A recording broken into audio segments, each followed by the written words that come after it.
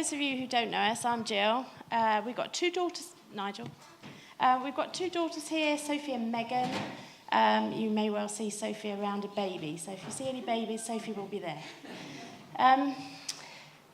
Just to share with you that in May 16, I was diagnosed with cancer, which followed by major surgery. Thankfully, the surgery was enough and I didn't need any more treatment, and they gave me the all clear. Last November, unfortunately, I was diagnosed again with a recurrence of the same cancer. So obviously at the time I wasn't clear the first time. However, by this time, when I was diagnosed, I had a tumour 6.5 centimetres big, and it was attached to two main organs. It was pretty bleak. Sorry, I need to read what I've written. As you can imagine, as a whole family, we were absolutely devastated. They told me that before I could have any treatment, I needed an operation to save my kidneys. So I had that done. I then had 5 weeks of chemotherapy and radiotherapy together. And then, just as I was about to go on and have 4 brachytherapy ops, I was told that if I'd gone 5 months earlier, I would have had radiotherapy and palliative care. And that was a bit of a shock. The prognosis was very bleak. We were given a song through a friend that has stayed with us throughout, and that's Michael Smith singing Sovereign, and I'm sure many of you know it. During brachytherapy, and that is where, thankfully I was knocked out, but they put radiotherapy directly into the tumour, a high blast of it. I had 4 of those in 2.5 weeks. Unfortunately, during that time, Nigel had worrying symptoms, and in February this year was diagnosed with bladder cancer. Our world had completely fallen apart. We knew our 2 girls couldn't know because they were struggling with me being ill, and so we were breaking inside as a couple, and but on the outside, in front of the girls, we had to be normal as you could be in that situation. We were angry and we were scared for our girls' future, and we had to consider long-term plans for them. Our church, and you are amazing, rallied round in an amazing way, and we felt supported and carried when we could barely take a step. You held a day of prayer and fasting for us, where God gave us verses and pictures, and our faith has been a constant source of strength. The treatment for me finished at the beginning of February, when I had the maximum amount of radiotherapy my body could take, and I had to just wait. And in the song by Michael Smith, it says that God is working in the waiting and teaching us to trust.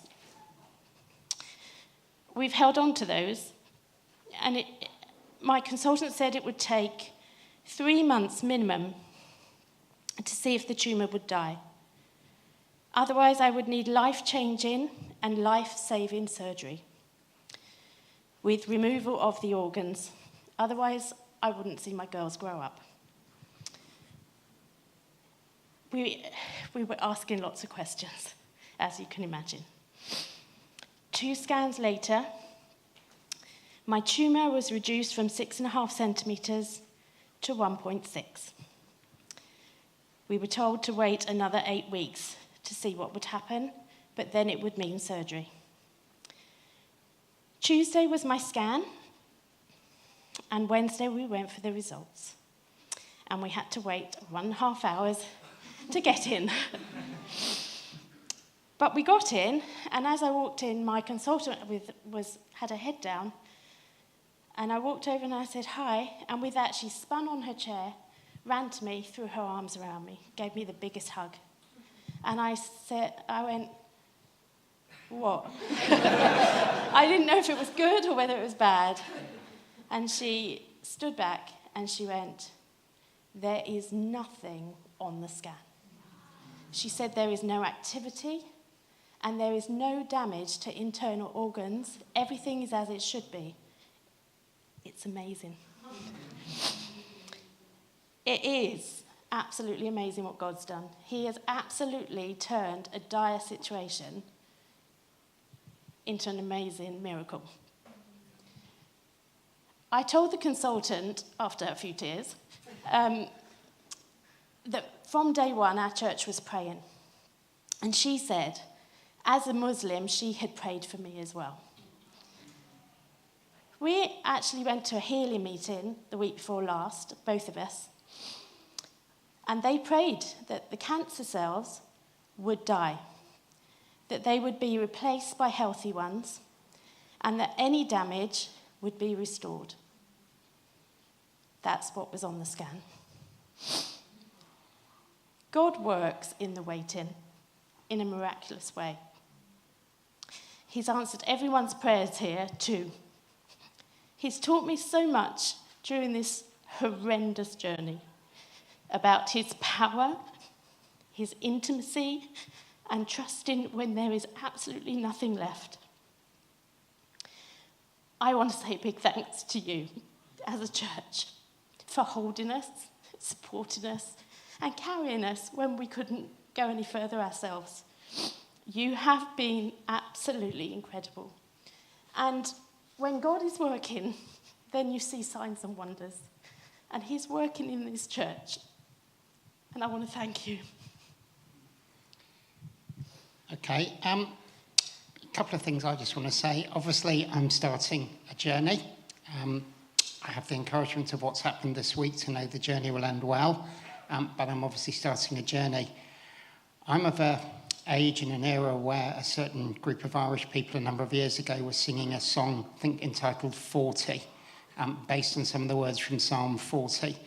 And that really kind of spoke to me where God was just saying, wait patiently for me and I will take you out of the pit. I will put you on a safe rock.